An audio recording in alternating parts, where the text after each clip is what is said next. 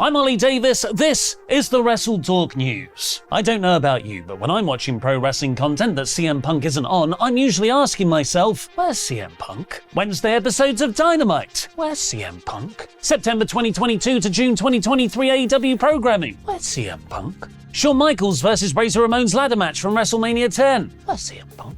And now, finally, someone has looked at AEW's up-and-coming Blood and Guts Don't Call It War Games match and asked, where's CM Punk?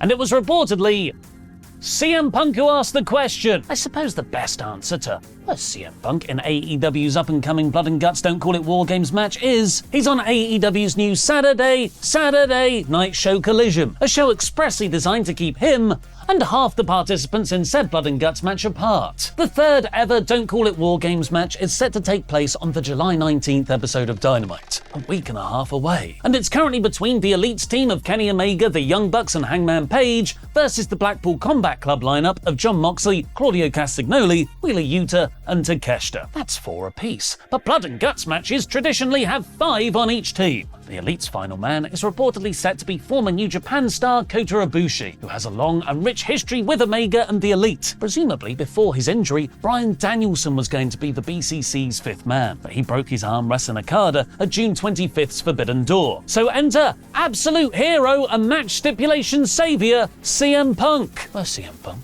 Fightful Select is reporting Punk has pitched himself backstage to be the 5th member of the BCC in the match. It's not known, however, whether this was a suggestion he made seriously or as a bit of Punk trademark trolling. Punk has previously publicly spoken about how he wants to work with the Elite, telling ESPN he tried to contact them after their shoot backstage brawl last September, but attorneys told them not to interact. This isn't the first time Punk has reportedly tried to work with the Elite, but the last time earlier this year, he was told it wasn't happening. There's an old school mindset that pro wrestlers should be able to overcome any real life beef they have with each other for the benefit of money.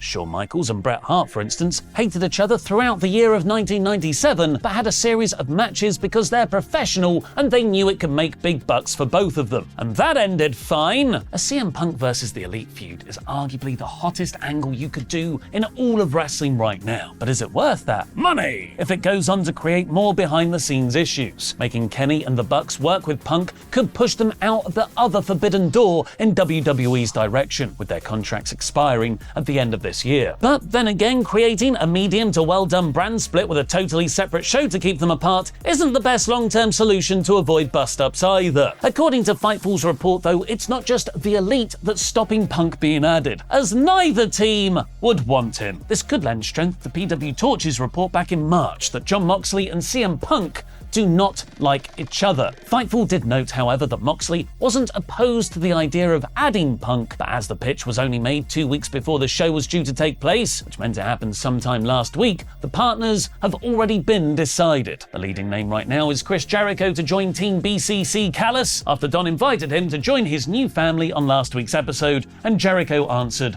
maybe. How would you book a CM Punk being added to Blood and Guts Don't Call It War Games match? Let me know in the comments down below. But that's not the only contrived booking AEW could do for Punk. They could also give him a secondary world title. Because disputed world championships are back in wrestling fashion following WWE unveiling the world consolation weight belt for Seth Rollins, Andrade has teased AEW Collision getting its own top title. Taking to Twitter, because apparently that's a service that still works, Andrade posted a mini essay on Collision's strengths, after Just Alex on Twitter pointed out the show's ratings weren't so bad when you factor in DVR numbers. Andrade noted he respects all the talent of all the AEW brands, but only if they respect me. That's not a good start, Andrade. And that he wants the people who were in charge of preparing the first AEW Collision show in Chicago, those people are in charge of doing all the shows week after week, implying the Collision creative team has changed in the 3 weeks since its launch. He shouts out the top talent, literally, it's in all caps, himself, obviously, Samoa Joe, CM Punk, FTR, Miro Day, Scorpion, The Bullet, presumably Bullet Club Gold, Ricky Starks, Hobbs, and Teased may be having our own championship that CM Punk never lost. It has been weird that Punk hasn't revealed what's in his red bag yet. Perhaps this is why he'll eventually debut a second world title belt. Because that's what AEW needs.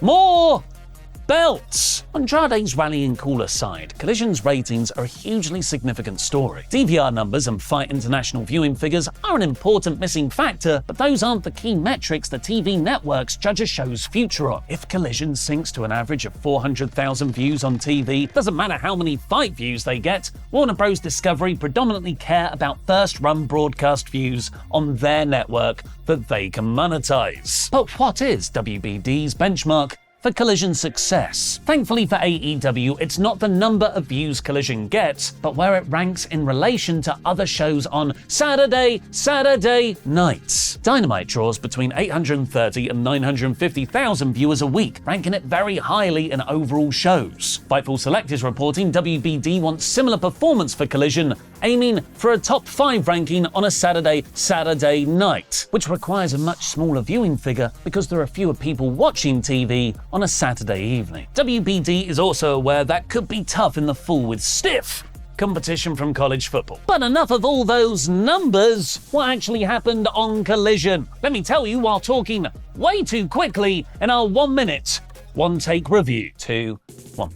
Broadcast from Regina. Punk got cheered in his opening promo. It's hard not to when you're putting over Owen Hart in Canada, though. Ricky Starks beat Powerhouse Hobbs in the Owen Hart semi-final match. QT Marshall interfered one too many times, costing Hobbs the win, causing Powerhouse to beat up the faction and presumably quit it and turn babyface. That storyline was worth it. Julia Hart beat Bambi Hall. Malachi Black criticized Andrade for living behind a mask. Andrade said that mask represents his culture. Bullet Club Gold beat FTR in a great match, which sets up a 2 out of 3 Falls tag team title shot for them. Scorpio Sky made his in-ring return for the first time in a year, beating Action Andretti, and the main event saw CM Punk finally beat Samoa Joe in the other Owen Hart semi-final match. A slight shame, as Punk losing would have been a fun he can never beat Joe 20-year-long storyline. Joe beat Punk up after. It sets up Punk versus Ricky Starks in the Owen Hart Cup final. That's well under time.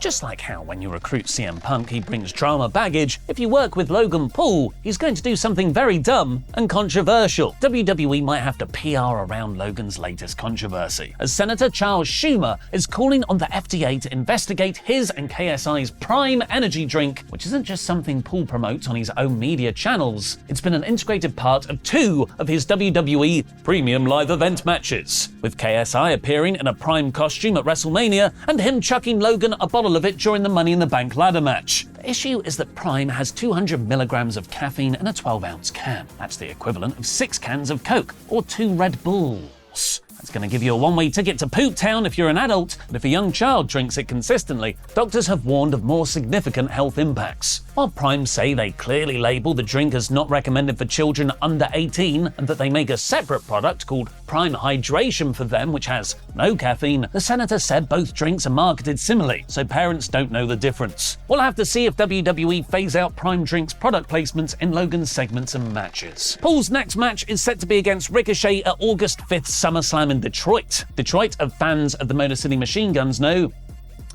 is there. And Dave Meltzer has revealed another match set for the show, Rhea Ripley versus Raquel Rodriguez, which was penciled in as recently as last week's Raw. This probably explains why Rodriguez and her tag team champion partner Liv Morgan saved Natalya from Ripley's beatdown. But let me talk to you, because hopefully something big is also in store for LA Knight, who isn't just over in the arenas, he's also over on the YouTube and the Twitter. Despite not winning Money in the Bank, Knight's segment beating up Hit Row from the 7th of July episode of SmackDown has been watched 1 million times, making it the second most watched behind the Bloodline clip. Also, his digital exclusive segment uploaded to WWE's Twitter account became their most liked and viewed tweet, actually beating any clip from the Bloodline. With BWE's report that WWE are discussing one of their wrestlers getting a big Stone Cold Steve Austin rub soon, kinky, the Rock Austin homaging Knight could be the perfect promo foil for a SummerSlam program with Austin. Just please don't do a dueling what? Yeah chant. What are the 5 best and 5 worst decisions WWE made with Money in the Bank? Watch on to find out. Despite not winning Money in the Bank, Knight's segment beating up Heat Row,